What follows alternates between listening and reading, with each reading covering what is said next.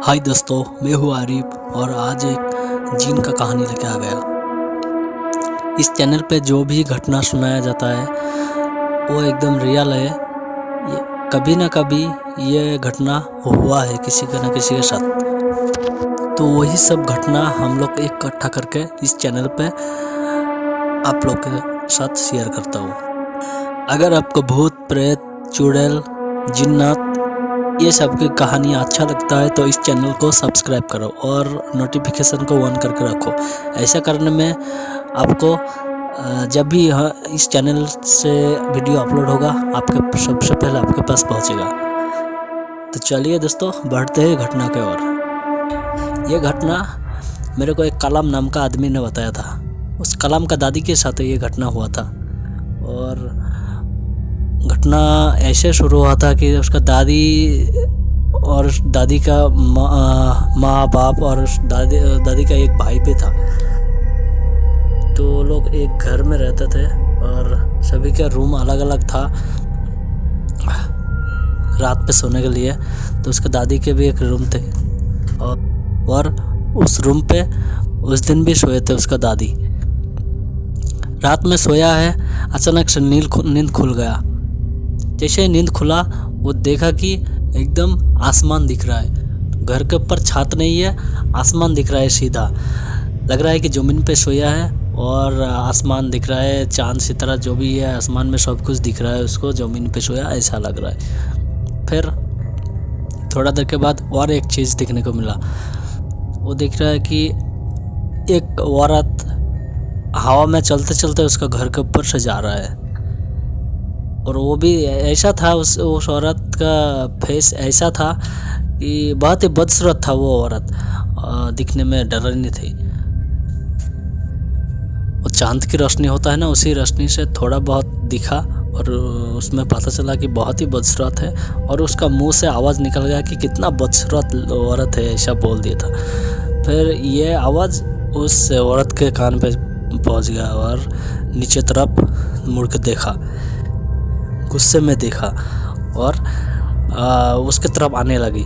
एकदम जैसे सीढ़ी से चलते चलते नीचे आता है ना लोग, ऐसे आने लगे। वो आते आते उसका घर का अंदर आ गया। उसके घर का अंदर आके उसका दादी का गला पकड़ लिया और दबाने लगा। और इस वजह से उसका दादी का सांस अटक गया और चिल्लाने लगा। फिर उसका दादी के माँ बाप घर में थे, वो लोग को सुनाई दिया। वो जल्दी से आया रूम के अंदर, क्या हो गया इसलिए आया और देखा कि उसका बेटी के साथ ऐसा हो रहा है। उसका बेटी क्या हुआ कि उसका बेटी का हाथ, दोनों हाथ, खुद का हाथ गले में रख के खुद ही दबा रहा है। ये देख रहा है उसका माँ और उसका बाप। तो ये देख के उसका माँ बाप उसको जल्दी से उठाया और नींद से जगाया और पूछा कि क्या हो रहा है, ये क्या हो रहा है, ऐसा पूछा। तो उसका बेटी ने बोला, उसका बेटी नींद में थे और जैसे उसका माँ बाप जगाया तो बोला कि मैं सपना देख रहा था। तो हाँ दोस्तों, ये एक सपना था और यही सपना आगे जाके रियल में बदलने वाला है। सुनते रहो ये घटना को पूरा, आपको अच्छा लगेगा। फिर उस दिन सभी लोग सो गया। फिर सुबह हुआ, सुबह उठ के उसका दादी भी उठा और उसका दादी का जो बाप है ना, उसका और 3 भाई थे। वो उसी घर में रहते थे, एक ही घर में। और सबके लिए खाना एक ही साथ बनता था। 10-15 लोग है, एक साथ खाना बनता था उसी घर में। तो 10-15 लोग का लिए खाना बना सुबह के टाइम और खाना खा के सब काम पे जाएंगे, इसलिए अपना अपना काम पे। तो 10-15 लोग का खाना बनाया और उसका दादी सुबह उठ के ऐसे घर में जाके 10-15 लोग का खाना है पूरा खा गई, एकदम लेके पूरा खा गए। और उसका सभी लोग देख के हैरान हो गए, इतना लोग का खाना अकेला कैसे खा गई वो। फिर कुछ नहीं बोला, शायद भूख लगी होगी, खा गया होगा किसी की वजह से, कुछ खा गया, कुछ नहीं बोला। फिर दोबारा बनाया अपने खाना और खाया, दोबारा बना के खा के काम पे चला गया। फिर दोपहर में खाना बन रहा है, वो भी ऐसे उस टाइम भी 10-15 लोग का ही खाना बन रहा है दोपहर के टाइम। तो जैसे दोपहर के टाइम खाना बना के रखा है रसोई घर में, गरम था ही। और उसी टाइम जाके गरम खाना एकदम खाने लगा और खाते खाते वो भी खा गई पूरा। गरम खाना 10-15 लोग का खा गए पूरा।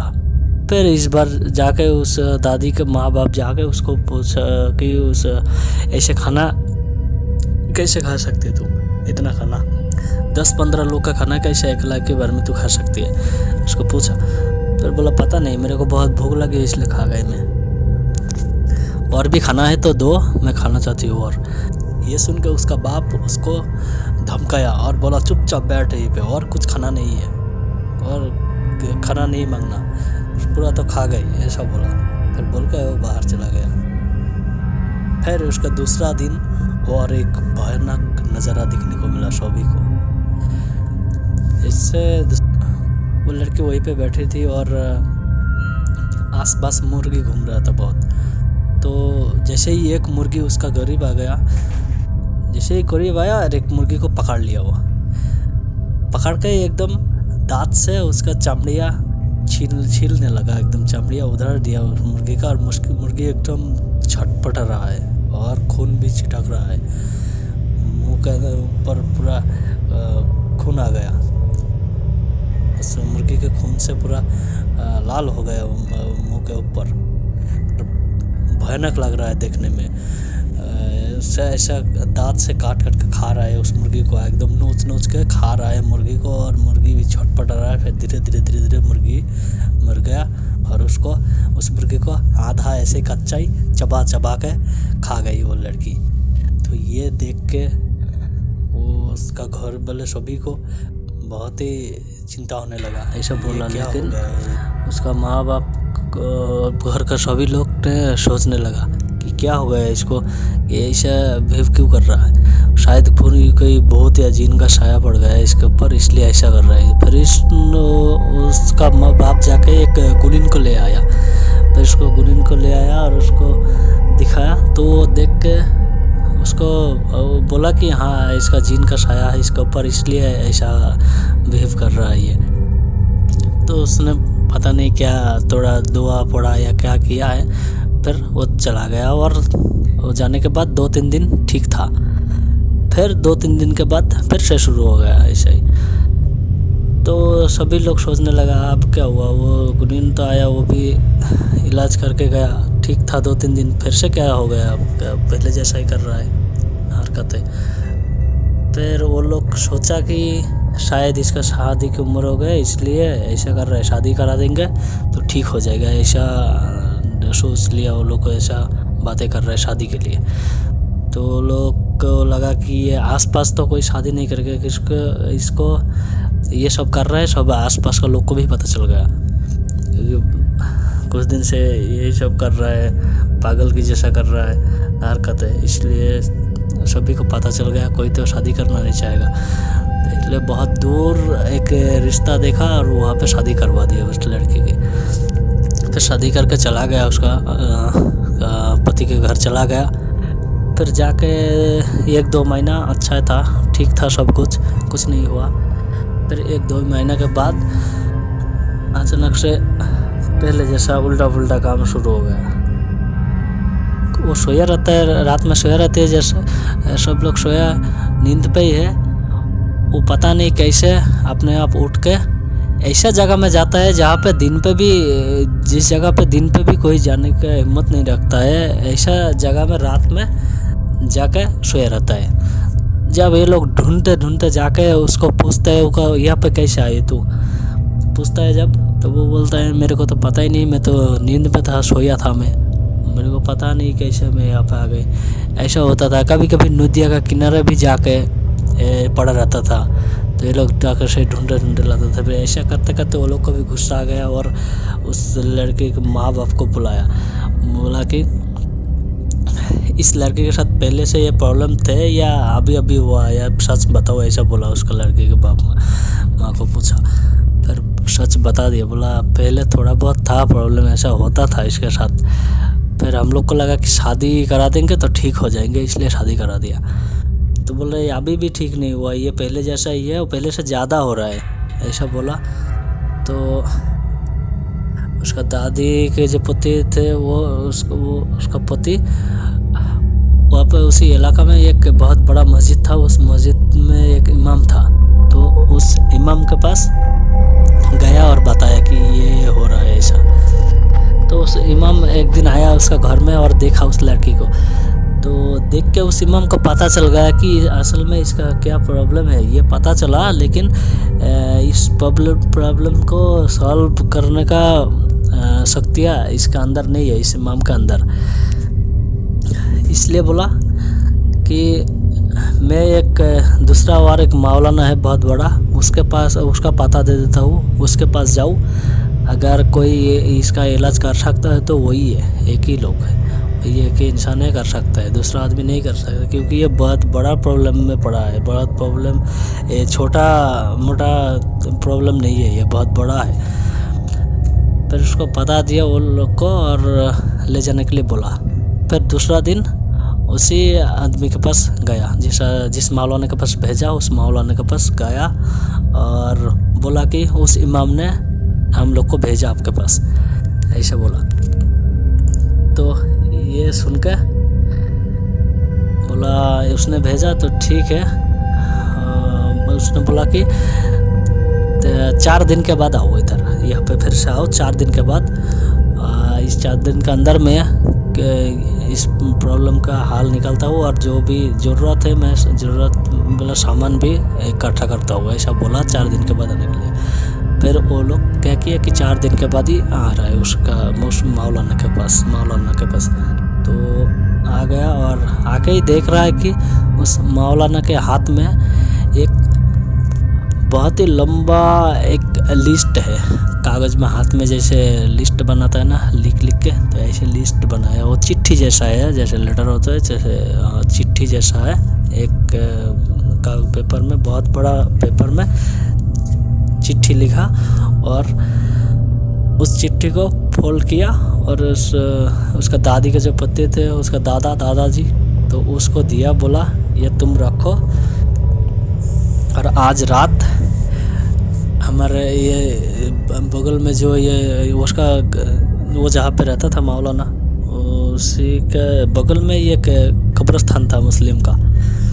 तो उस कब्रिस्तान के पास से एक रास्ता भी गया। तो बोला कि आज रात आएगा, जो रात 12 बजे आधा रात को वहाँ पे जाना है और ये चिट्ठी लेके खड़ा रहना है।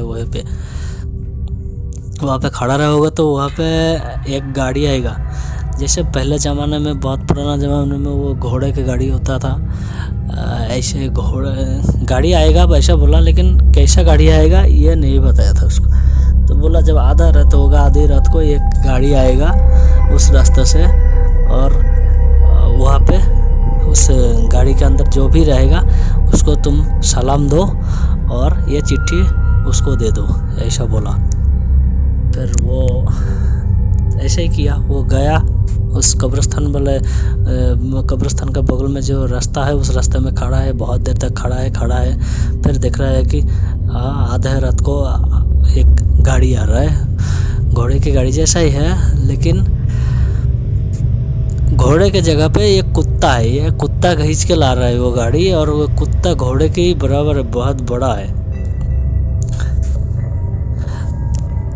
ये देखा और पीछे देख रहा है, गाड़ी के पीछे 2 लोग और है। तो वो साधारण इंसान की तरह नहीं है, वो बहुत ही लंबा ही है, 10 फीट का होगा, इतना ही लंबा है। 2 लोग गाड़ी के पीछे आ रहा है और एक कुत्ता, वो घोड़े के माफी के कुत्ता गाड़ी खींच के ला रहा है। उस गाड़ी के अंदर कौन है नहीं दिख रहा है किसी को, क्योंकि सफ़ेद कपड़ा से पूरा घिरा हुआ है उस गाड़ी का अंदर। फिर वो गाड़ी के अंदर लेकिन है, कोई ना कोई है। फिर जैसे उसका करीब आया वो गाड़ी, उसने सलाम दिया, बहुत अच्छे से सलाम किया, सलाम अलैकुम बोला। तो वहीं पे गाड़ी रुक गया और गाड़ी रुक के वो गाड़ी के अंदर से वो सलाम दिया। सलाम के आंसर आया कि उसको बोला, आंसर आया और पूछा कि क्यों आया हो तुम यहाँ पे, क्यों खड़ा है और गाड़ी क्यों रुकवाया यहाँ पे, ऐसा पूछा उसको। उसका दादी का जो पति था वही खड़ा था ना, तो उसको पूछा। तो उसने बोला कि उस मौलाना का नाम बोला और बोला ये चिट्ठी आपको देने के लिए बोला था, इसलिए मैं गाड़ी रुकवाया आपका। तो वो देखा कि एक हाथ, सिर्फ एक हाथ बाहर आया उस गाड़ी के अंदर से एक हाथ बाहर आया, और वो हाथ इंसान का जैसा ही है सब कुछ, लेकिन उंगली जो है बहुत ही लंबा लंबा उंगली है और सफ़ेद है एकदम, सफ़ेद है एकदम हाथ, उसका हाथ का रंग है एकदम सफ़ेद लग रहा है। तो डर तो लग रहा है उसको, लेकिन फिर भी उसका बीवी के इलाज के लिए वो डरा नहीं, वो बिना डरे वो चिट्ठी को उसका हाथ में दे दिया और दिया, थोड़ा देर रुका और वो चिट्ठी को पूरा पढ़ा, गाड़ी के अंदर ही है, गाड़ी के अंदर से पढ़ा उसको पूरा। फिर पढ़ के वो उसको बोला कि 2 दिन के बाद जो रात आएगा उस रात को तुम जितने भी लोग हो घर में सभी लोग घर के अंदर रहो, और जो भी ज़रूरत का सामान है वो सभी सामान लेके घर के अंदर रखो, क्योंकि बाहर नहीं आ सकते हो उस रात तुम लोग, एक भी लोग बाहर नहीं आने का उस रात, पूरा रात घर के अंदर ही रहना, और बाहर जो भी होगा जैसे आवाज़ भी हो, बस कुछ भी हो, तूफान हो या कुछ भी हो, तुम लोग बाहर नहीं आएगा, कोई भी नहीं आएगा, अंदर ही रहेगा सुबह तक। फिर ऐसा बोला उसको और बोला जाओ अब तुम जा सकते हो, बोल के उसको वहाँ से भगा दिया। फिर वो आया और आके सबको लेकर वापस चला गया उसका घर। तो 2 दिन के बाद जैसे ही वो रात आया जिस रात को वो बाहर निकलने के लिए मना किया था, तो उस रात आया और सभी लोग जैसे बोला था उस गाड़ी के अंदर से, जो गाड़ी के अंदर जो आदमी था वो जैसे बोला था ऐसे ही किया। सभी लोग अंदर एकदम है, बाहर कोई भी नहीं निकल रहा है, नींद तो नहीं आ रहा है, सभी लोग जागा है और सोच रहा है कि क्या होने वाला है, क्या होने वाला है। तो यही सोच रहा है सभी लोग। तो सोचते सोचते रात को 12 साढ़े 12 बज गया, इतना होगा शायद, आधी रात हो गए। फिर उस टाइम वो लोग को सुनाई दिया कि जैसे किसी को पकड़ के मारता है, तो जैसे आवाज़ करता है छोड़ दो मेरे को, भाग रहा हो, भागेंगे जाएंगे, यहाँ से छोड़ दो, मारो नहीं, यही से ऐसे बोलता है। आवाज़ आता है ना, चीखना चिल्लाना आवाज़ आता है ना, यही से आवाज़ आया वो लोग का कान में। फिर ऐसा 10-15 मिनट तक ऐसा चला, फिर सब कुछ चुप हो गया एकदम। फिर वो लोग सो गया। फिर सुबह हुआ तो उसका दादी के जो पति थे वो उस पति उस मौलाना के पास फिर से गया कि क्या हुआ था असल में, रात में क्या हुआ था हमारे घर में, ये पता करने के लिए गया, उसके पूछने के लिए उस मौलाना को। तो चला गया उसके पास से, जाके उसको पूछा, उस मौलाना को पूछा, बोला कि हमारे घर में ऐसा ऐसा हो रहा था कल।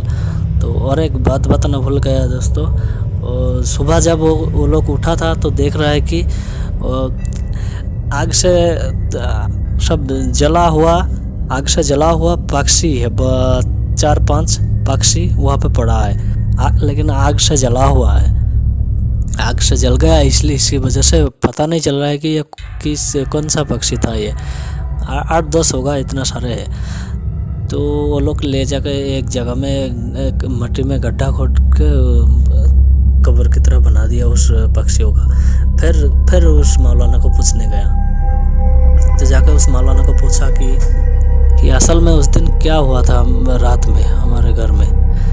तो उस मौलाना ने बताया उसको कि देखो उस दिन तुम गया था ना, उस गाड़ी के अंदर जो था, जिसको तुम वो चिट्ठी दिया था, वो इंसान नहीं थे, वो जिन के सरदार थे, वो जिन का सरदार थे, और उसको ही दिया था तुम चिट्ठी, और उसी ने तुमको जैसे ऐसे बोला, तुम ऐसे किया था ना। तो वो क्या किया था, वो जाके उस रात को उसका एक जिन का ग्रुप भेजा था तुम्हारा घर में, और तुम्हारा घर में जाके देखा कि तुम्हारा घर के छत के ऊपर 10 जिन बैठा है। तो ये लोग वही से मना किए, बोलता है, उसको बोला कि तुम लोग सब यहाँ से भागो, अभी का अभी जल्दी से भागो, नहीं तो बहुत मुश्किल में पड़ोगे तुम सब। तो ऐसा बोला, लो वो 10 जिन ने नहीं माना, बोला नहीं भागेंगे हम लोग, इतना दिन से है यहाँ पे, नहीं भागेंगे, ऐसा बोला।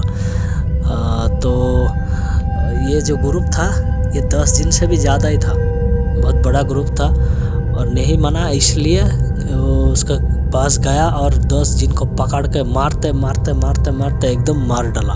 और वही सब चिल्ला रहा था, चीख रहा था, वो सब चीखना चिल्लाना तुम लोग को सुनाई दिया था। और सुबह जो वो पक्षी के जैसा था ना, वो सब उसी जिन का लाश था कि जला दिया था आग में, आखिर में मार के उसी जगह में जला के फेंक दिया था। तो मरने के बाद पक्षी के रूप में आ गया। ऐसा हुआ था तुम लोग के साथ उस दिन, उस रात, इसीलिए तुम लोग का आवाज़ ऐसा मिला।